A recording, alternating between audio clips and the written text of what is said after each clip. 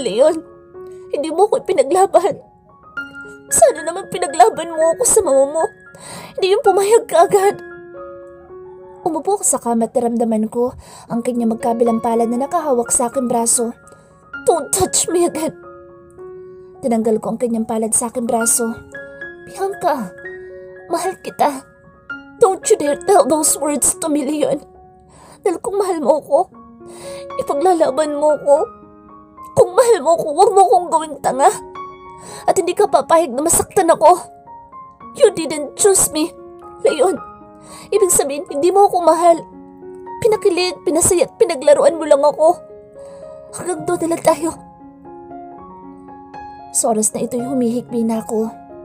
Forgive me, Bianca. You have to forgive yourself first, Leon. Dahil hindi ka marunong magmahal. Now tell me, itutuloy mo ba? Papayag ka pa rin ba sa gusto ng mama mo? Nagawa kong itanong sa kanya. I saw pain in his eyes. She is my mother, and there is no... Then, it's the end of us, Leon Davis. I heard it from your mouth already. Bianca. Sambit niya at sinubukan niya akong halikan sa aking mga labi pero itinulak ko siya. Mabilis siya lumapit sa akin ulit at niyakap ako na mahigpit. He is so strong and I can't barely move. I felt his lips on my neck.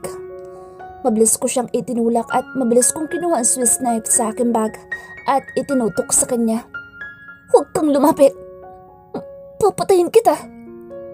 Saad ko sa kanya. It was just a bluff. Papatayin mo ako? Come on, do it, Bianca. Sigaw niya. Mas mabuti na yun kaysa sa ikasal ako sa iba. Ba't ang sakit na marinig mula sa kanyang bagay na iyon? Naramdaman ko ang kanyang dalawang kamay na humawak sa aking kamay kung saan hawak ko ang patalim at mabilis na isinaksak sa kanyang puso ang hawak kong patalim. I saw blood. Napasigaw ako sa kanyang ginawa. Dahan-dahan siya lumuhod at tuluyan ang bumagsak sa sahig. Napasigaw ako. What happened? Tanong ni Ryan na pumasok ulit sa suite ko kasama si Cecil. Leon! Leon! Bianca, anong ginawa mo? Umiiyak na saad na Cecil. Nalamig ang buong katawan. Tiningnan ko ang aking kamay na hawak-hawak ang patalim na puno ng dugo. Ang huli kong narinig ay ang sigaw at iyak ni Cecil bago ako nawala ng malay at tuluyan na ring natumba sa bisig ni Ryan. Nang magising ako ay nasa ospital na ako at nasa harapan ko si Ryan na kausap ang doktor. Ryan, is it just a dream? Tanong ko sa kanya ngunit nanatili lamang siyang seryoso habang nakatingin sa akin. Sinikap kong tumayo ngunit pinigilan ako ng doktora. Mrs., just relax, okay? Saad nito sa akin. Mrs.? Natawa ko. Mukha na ba akong may asawa at anak? Nakakainsulto naman. Yeah, you passed out because you were 6 weeks pregnant. Saad niya. Ano? Nalaki ang aking mga mata sa aking nalaman. Tinignan ko si Ryan na seryoso pa rin hanggang sa ngayon. Iwan ko na muna kayo ha. I have other patients to attend to. Ibinigay ko na sa nurse yung mga vitamins mo. Saad ng doktora. Wala akong nagawa kundi ang tumango at niyakap si Ryan. Huwag mong sasabihin ha. Sige, as you wish. Pero siya ba? Siya ang ama? Tanong nito. Tumango ako. Bianca, nandito din siya naka-confine. Mabuti na lang hindi severe ang pagsaksak sa kanya. Saad na Ryan. Naalala ko anong nangyari kanina. Ganoon ba siya kadesperado para saktan ng sarili? Siya ang may kasalanan, Ryan. Siya ang nagpahamak sa sarili niya at hindi ako. Matigas kong saad. But, si Cecil, nakita din niya ang ginawa mo. Nakita niya na hawak mo ang knife eh. Sambit nito. Tanungin yung impaktong yun. Inis kong saad. Gusto na atang mamatay, dinamay pa ako. Natigilan kami nang may kumatok sa pintuan ng kwarto. Nakita kong pumasok si Sheila ang abogadong kapatid ni Lester at isang matangkad at maganda ring babae na naka-uniforme ng pulis. Hey Bianca, alam mo naman siguro kung bakit kami nandito, di ba? Bungad din Sheila sa akin. Tungkol ba sa baliw na iyon, Sheila? Mukhang siya ang dapat yung puntahan at hindi ako. Seryoso kong saad sa kanilang dalawa. Miss Melendez, pumunta kami dito para kausapin ka. Nakausap na rin namin si Sheila. Seryosong wika ng pulis. Yeah, Bianca, as his lawyer, nandito kami para ayusin niyo ang pangyayari dahil mabigat ang kaso mo. Sa testimony ni Cecil, mukhang talo ka na. Sa Sheila, ano? Wala nga akong kasalanan eh. Ba't ako pa ang kakasuhan ngayon? Nababaliw na ba ang impactong yun? Naiinis na talaga ako. Lumapit si Ryan sa akin at tinawakan ng balikat ko.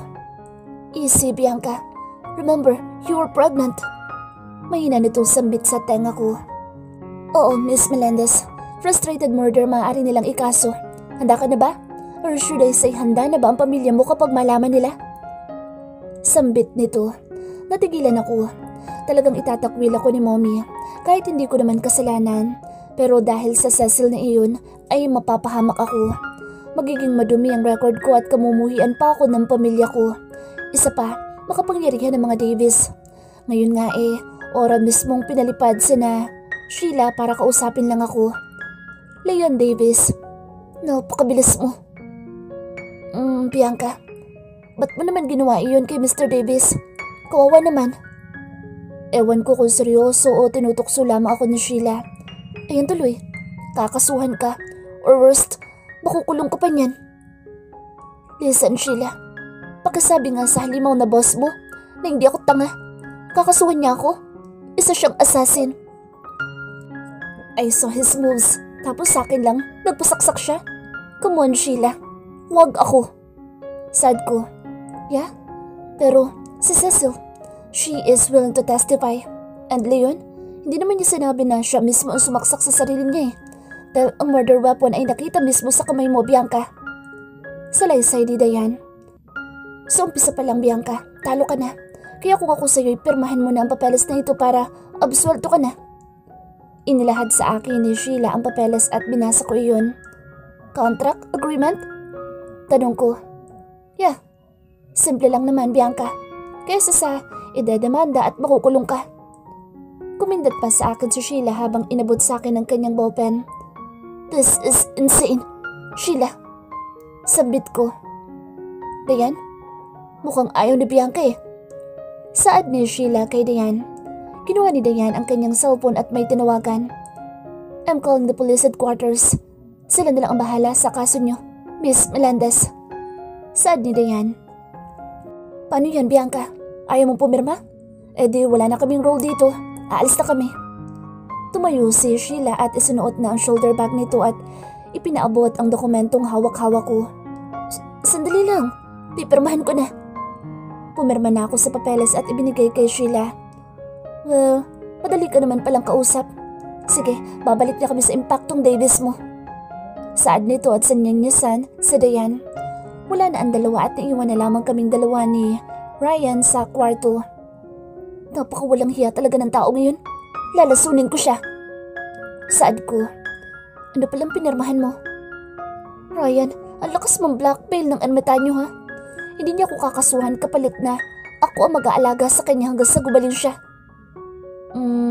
Much better. Kaysa sa makulong ka. Saad na Ryan. They really caught me off guard. Gawin ba naman akong caregiver ng ugok na yun? At ang ganda ng deal niya, no? Kapalit ng kulungan, magsisilbi lang sa kanya. Ay, tingnan lang natin kung masisiyahan siya sa akin. Sambit ko. Sasabihin mo ba na buntis ka? No, hindi. Balo siya, kaya hindi niya dapat malaman. Sigurado ka bang hindi mo sasabihin? Paano kapag malaman niya, Bianca? Alam mo naman kung gaano at paano mag-isip si Mr. Davis. Hayaan mo siya. Magdusa siya. At least makakapagigante ako sa kanya. Mas baliw ka ata, Bianca. Umiiling na saad nito. Samantala, third person of a voice. Mr. Davis, ayan ang papeles mo. Pumirma na siya. Bayad namin? Saad ni Sheila habang inilalahad nito ang dokumento kay Leon. Pinagmasdan ni Leon ang dokumento na nasa harapan niya at isang pilyong ngiti ang sumilay sa labi nito. Napakadesperado mo, Leon. Nagawa mong i-blackmail si Bianca. Kaya dapat doble ang bayaran mo sa amin ni Diane. Dahil mautak si Bianca. Alam niyang isa kang mautak na assassin. Saad ni Sheila. Oo nga. Sino ba naman ang maniniwala na isang assassin ay magpapasaksak sa isang walang kalaban-laban na babae? Tinamay mo pa kami, Davis. Pagsang-ayon ni Diane. Enough of your lectures. Bayad kayo, kaya ako ang panigan nyo. Matigas na saad ni Leon. Alam mo, best actor ka ha? Sige na, alis na kami. Tumayo si Sheila at nagpaalam na sa binata. Sheila is right. Sinadya niya ang pangyayari. Alam naman niya ang spot sa katawan kung saan hindi siya madidiskrasya. Yun ang desperadong galaw niya upang ma-blackmail si Bianca at makasama itong muli. Nahirapan siya noon na paamuhin ang dalaga at hindi niya alam kung paano ito paamuhin muli. Dahil mas naging matapang ata ito ngayon dahil sa ginawa niya. Binasa niya ulit ang dokumento. Sa santong paspasan ay makakasama niya ulit ang babaeng pinakamamahal. 7 weeks ago ay totoong may misyon sila ni Carla sa Britain. Isang buwan ang ibinigay sa kanila upang pataubin ang kalaban but in 2 weeks time ay nagawa na nila ang kanilang trabaho at maaga nga siyang nakabalik sa mansyon ng kanyang mama na si Beatrice. At ang masaklap ay nawala ang kanyang cellphone at hindi na makontak si Bianca. Mom, I have something to tell you. Saad niya sa kanyang mama nang dumating sa mansyon. Hindi na ito nakapag-asawa pang muli simula nang iwan sila ng kanyang ama. He think she loved him so much. Leon, I have something to tell you too. Sambit naman ito. Kayo na po ang mauna, ma. Leon, I'm getting old. At hanggang ngayon, wala pa rin akong apo. You see, I'm old and sick. Sana naman ay makita at masilayan ko pang aking mga apo habang buhay pa ako. And sana, hiling ko lang ay si Cecil ang pakasalan mo. Ani ng kanyang ina. Natigilan siya sa narinig. Ma, but I promised someone already. Mahal ko siya at babalikan ko siya. No, si Cecil ang gusto ko dahil kilala ko na siya. Please son, I want her to be... Hindi na naituloy ni Beatrice ang sabihin dahil nawala na ito ng malay at mabilis niyang tinawagan ang private doctor nito. He clenched his jaw as he remembered that day. Kasi noong nagkamalay ang mama niya ay pinangako niya na susundin niya ang sinasabi nito. Beatrice was happy when he told her that he will marry Cecil. But he is broken inside. Sino nga ba ang susundin niya? Ang babaeng mahal niya o ang kahilingan ng may sakit na ina?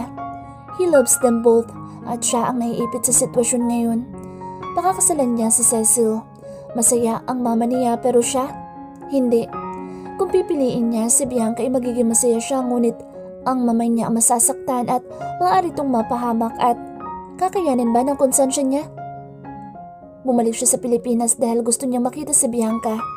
Sumama si Cecil dahil sa kagustuhan ng kanyang mama at nagpresenta ito na maging isang modelo sa kanyang agency. But they were not married yet. He promised his mom to marry her in due time. Sa totoo lang ay wala siyang planong ituloy.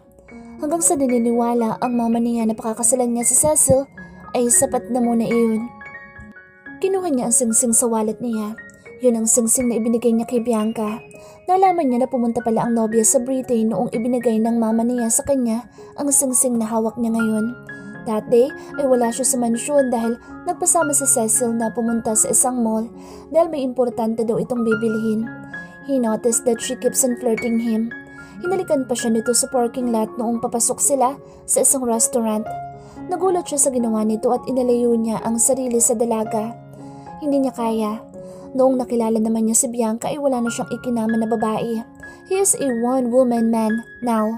Si Bianca na Amazona na lamang ang nakapagpabago sa kanya. Bianca's Personal Movies. Nang makalabas na ako sa ospital ay dumiretso na ako sa airport upang bumalik na sa Manila. I need to prepare my stops dahil isang araw na lang ay magiging tagapangalaga na ako ng baliw na Davis. Suguristang walang hiya. 6 na kopya ba naman ang pinapirma sa akin? Nakakagigil nga naman. Hindi na ako nakapagpaalam sa mommy ko dahil ang alam nito ay nasa Cebu ako at nagbabakasyon. Sa amin 3 magkakapatid ay sa akin nag-aalala ang mommy ko dahil ang 2 mas batang kapatid ko ay mas matino ang pag-iisip kumpara sa akin. Kat, meet tayo bukas sa resto ko. Chika tayo. Tinawagan ko ang aking BFF upang ikwento na rin sa kanya ang nangyari sa Cebu. Landline lamang ang gamit ko dahil hanggang ngayon ay hindi pa ako nakakabili ng cellphone. Langyamag na nako nga naman. Oo, bes. Sige, after my check-up sa OB. 3 months pregnant na pala ako ngayon.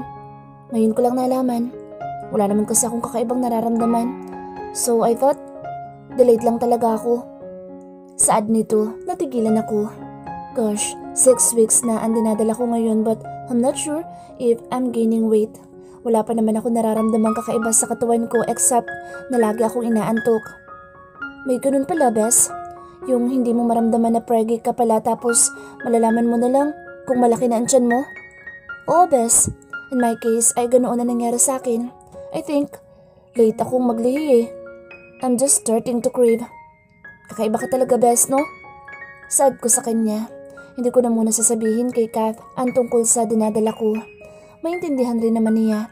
Isa pa, that stupid is marrying someone else. Bumabalik ang kirot sa puso ko kapag iniisip ko ang bagay na iyon. Nagpaalam na ako kay Kat at humiga ako ulit sa aking kama. Ba't baka sa ganoon ang perception ng mommy niya? But maybe, it happened for a reason. I just need to trust the process. Hinawakan ko aking tiyan. Maliit lang naman ang tummy ko. I only eat fruits and veggies and milk na lang. I want my baby to be healthy kahit lagi akong iniinis ng daddy niya. Anyway, this baby is a gift. Binuo ito ng pagmamahal namin sa isa't isa. Yeah, that was love. Naging komplikado lamang dahil umeksena ang mommy niya at ang Cecil na iyon. Mahal ko pa ba siya? Marupok ba ako kung sasabihin kong galit na galit ako kay Leon Davis pero nandito pa rin naman ang pag-ibig sa aking puso. Gusto ko na sanang lumayo pero ngayon ay mas makakasama ko pa siya dahil sa kondisyon ng kalokohang ginawa niya. Paano ko mag-move on ito kung ako mismo mag-aalaga sa kanya? At may papirma-pirma pa. Hinimas ko ulit ang aking tiyan. Baby, lalasunin ba natin ang daddy mo? Huwag kang tumulad sa kanya at sana paglabas mo, hindi kayo magkamukha. Sambit ko. Napangiti ako nang may maramdaman akong pumitik sa akin tiyan. Naintindihan siguro ako ng aking anak. Kinabukasan ay maaga akong pumunta sa mall. Bumili na muna ako ng bagong unit ng cellphone at naglakad-lakad na muna sa loob habang hinihintay si Kat. Naisipan kong dumaan sa baby section at nawila ako sa pagtingin ng mga cute na gamit pang baby. Wow, ang cute ng color pink. No, blue pala. Parang sira lang na kinakausap kong aking sarili habang hinahawakan ko ang cute na socks and shoes. Magiging mommy na pala ako. Ma'am, ang cute no? Narinig kong sabi ng isang tinig babae sa aking tabi. Eloisa? Si Eloisa, ang waitress sa resto namin. Hello, Miss Bianca. Off ko po ngayon. Namasyal lamang ako para makapag-unwind din. I saw a pair of sad eyes in front of me. I know, she's not okay. Merienda tayo? I asked her. Sige po, Miss Bianca. Sagot niyo po ah. She smilingly said. Ang gandang bata. She's just 18 but she is married already. She looks so fragile. Ibang klase ang ganda ni Eloisa. Parang goddess at sinong loko-lokong asawa ang sasaktan lamang ang damdamin nito. Pumasok kami sa isang snack house at umorder ako ng snickerbacker at pizza para sa amin. Sinasaktan ka ba ng asawa mo? Tanong ko. May nakita kasi akong pasa sa katawan niya. Tumango ito. Miss Bianca, huwag niyo pong sabihin ha. Noong una po, lumayas ako sa poder niya dahil alam ko naman na hindi niya ako mahal. But nahanap niya ako dahil nalaman niyang buntis ako. So bumalik ako sa poder niya. Ngayon, pero minsan ay sinasaktan niya pa rin ako eh. Sad nito. Why? Kasi ako di man na may kasalanan eh. Pinikot ko siya. Ikakasal na sana siya sa girlfriend niya pero gumawa ko ng paraan para ako ang pakasalan niya. Hinawakan ko ang kamay niya. Eloisa, ba't hindi mo na lang siya iwan? Miss Bianca, mahal ko po siya at magkakaanak na kami. Tutulungan kita. Give me your number and I'll give mine to you. Tumawag ka sa akin ha kapag kailangan mo ng tulong ko. Saad ko sa kanya. Nakakaawang bata nga naman. Ba't puro buntis ata ang nakakasalamuha ko ngayon? Pati si Kath ay buntis din. Ano to? Nakikiramay ang tadhana sa akin? Thank you, Miss Bianca. Ang bait niyo po. Sana'y makatagpo po kayo na lalaki na katadhana para sa inyo. Yung gagawin na lahat para sa iyo at handang gumawa ng paraan para makasama ka at hindi magsasawang suyuin ka at araw-araw na sasabihin, mahal ka niya. Alam mo Eliza, ikain mo na lang yan. Natatawa kong Saad. Totoo po, Miss Bianca. Kapag nakatagpo po kayo ng ganoong lalaki ay huwag niyo na pong pakakawalan. Yung nananaksak ng dibdib? Pasok rin ba yun? Biro ko sa kanya. Naku, Miss Bianca, obsessed ang ganoong moves. Saad nito at itunuloy na ang pagnguya ng kinakain nito. Ang sabihin mo, baliw, may sayad at gago. Saad ko, uy, joke lang Eloisa ha. Baka isipin mo humuhugot ako. Biro lang ha. Mabilis kong saway sa kanya. Nang matapos na kaming kumain ay dumiretso na ako sa aking resto. Nandoon na pala si Kath. Niyakap ko siya na mahigpit at nagbeso-beso at muling umupo at ikinuwento ko sa kanya ang tungkol sa nangyari sa Cebu at Britain. So now Bes, galit na galit ka sa kanya? Sambit nito. Oo Bes, as in, dahil kung mahal niya ako, I should be the first to know about his mother's plan. Kaso Bes, hindi niya sinabi eh. And worst, nakita ko pa na kahalikan niya ang babaeng yun.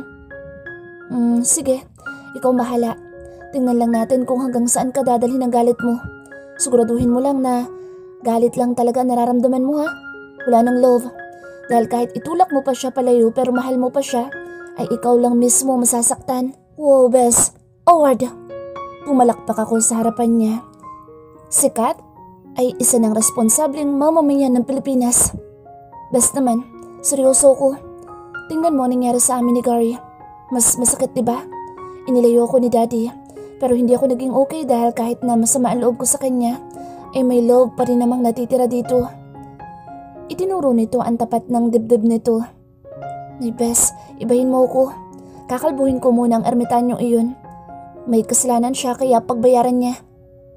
Matigas kong Saad. Ikaw mahala. Hoy, gwapo niya kaya? Mukhang hot at yung balbas Bes. Hindi ka ba nakikiliti? Natatawang Saad nito. Bes ha, iniiba mo ang usapan. Ba't napunta sa balbas niya? Parang gusto ko siyang makita, Bes. Hoy, maglihi ka sa tao, hindi sa engkantong baliw. Natawa kaming dalawa sa sinabi ko. Paglilihan niya pa siguro ang Davis na iyon. Pagkatapos namin mag-dinner ay inihatid ko na muna siya sa mansyon nila Gary. Napangiti ako nang bigla siyang niyakap at hinagka ng asawa niya nang pagbuksan siya nito ng gate. Ang sweet nila, super. Kami nila yun? Bakit ko nga ba pag-iisipan ng sweetness namin? Hindi na magiging kami at gagawin kong impyerno ang buhay niya. At pagsasisihan niyang ako ang kinuha niyang tagabantay sa kanya. Naligo ako ulit pagdating ko sa bahay. Tinutuyo ko ang aking mahabang buhok nang may tumawag na unknown number sa cellphone ko. Hey, where have you been? Langya, boss na impacto. Alam niya ang number ko? Hey, Mr. Baliw. Paano mo nalaman ang number ko ha? Stalker? Oo, bakit? May pinapasunod akong tao sa'yo kanina. Bumili ka daw ng cellphone kaya ipinaalam ko kung anong number mo. Oo ha? Ang galing mo. Ano bang gusto mo? Patanong-tanong ka pa, alam mo naman pala na galing ako sa mall. Pagsusuplad ako sa kanya.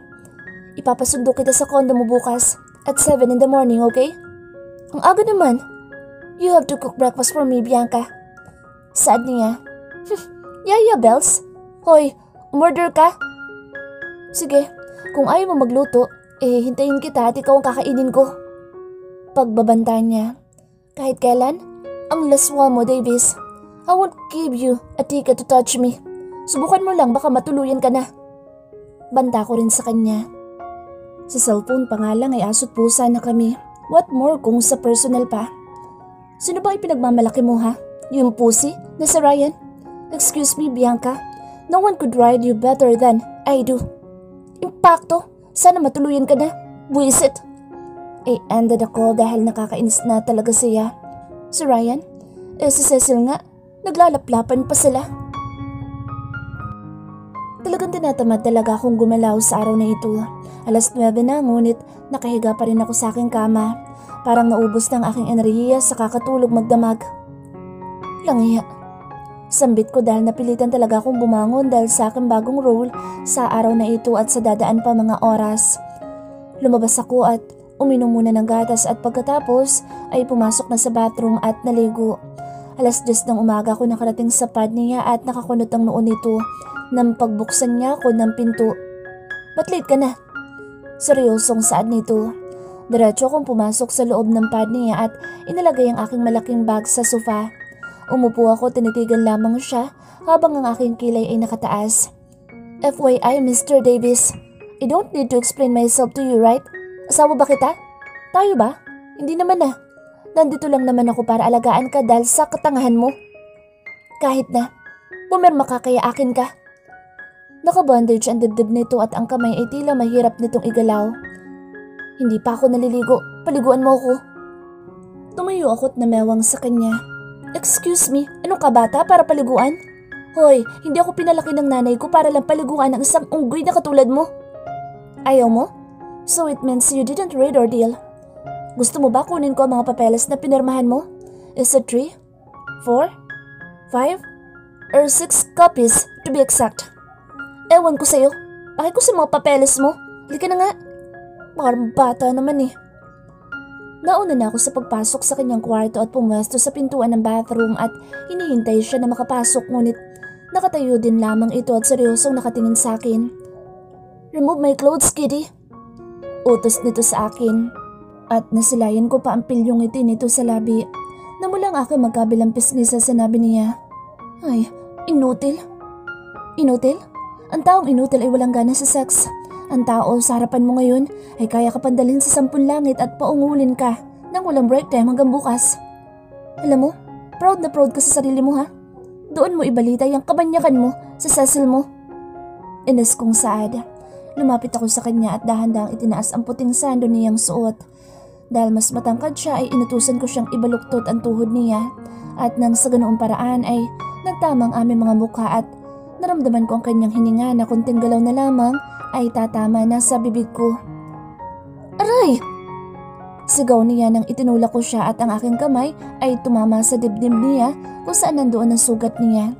Napaupo siya sa kama at namilipit sa sakit. Sorry, nakalimutan ko. Ikaw kasi. Yung balbas mo tumatama na sa mukha ko.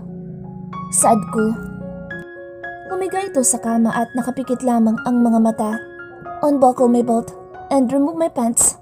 I can't do it with just one hand. Hoy, ayoko. Sumusobra ka na, Davis ha? Paano ko nga gagawin? Mahirap nga. Saad nito. Leon, kapag ako nabwisit sa iyo ha, huwag mong kalilimutan ang ginawa mo sa akin. Hindi pa ako nakakamove on sa kasinungalingan mo. Sat-sat ko sa kanya at ginagalaw ko na pala ang aking mga kamay at dahan-dahang hinuhubad ang kanyang pantalon. Nanatili lamang siyang seryoso habang tinitingnan ako sa aking ginagawa. Sa tingin mo talaga ha? Natutuwa ako ngayon sa pinagagagawa mo sa akin? Kung hindi lamang sa pambablackmail mo, ay hindi mo na talaga ako makikita. Kung alam mo lang Davis, gusto kitang sakalin. Nangangalahati na ang kanyang pantalon nang mapansin ko ang nakabukol na ano niya sa gitna ng kanyang mga hita. Bigla kong hinila ang kanyang pantalon at tuluyan na itong natanggal sa bilis ng aking galaw. Pinagpawisan tuloy ako kahit naka-aircon naman ang kanyang buong pad. Are you okay? Nilalagnat ka ba, Kitty? Umupo ito at dahan-dahan lumapit sa akin. Ay, halika na nga. Maligo ka na. Huwag mo itutuloy ang iniisip mo, Leon, dahil lalayasan kita. Kumuha ito ng towel at pumasok na sa banyo. Ang dumi ng isip mo, Bianca. Naka-plug ceremony lang eh. Hindi ka naman inaano. That's natural. Shut up.